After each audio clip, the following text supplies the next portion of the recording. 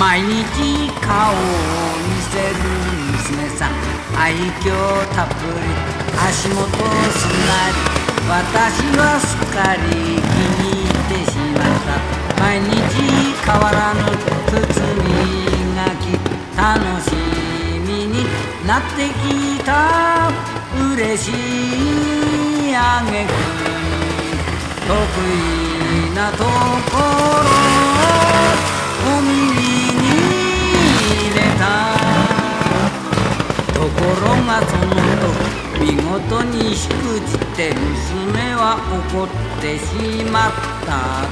私は実際弱った。娘は来なくなった。私はくよくよ心配しだした。